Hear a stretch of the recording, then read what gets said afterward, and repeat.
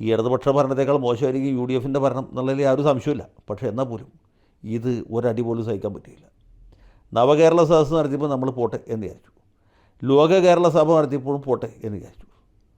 അത് കഴിഞ്ഞ് മറിയക്കുട്ടിക്ക് പെൻഷൻ ഇല്ലാണ്ടായപ്പോൾ നമ്മൾ കഷ്ടം, ഇത് ഇനിയും സമ്മതിച്ചു കൊടുക്കരുതല്ലോ എന്ന് വിചാരിച്ചു.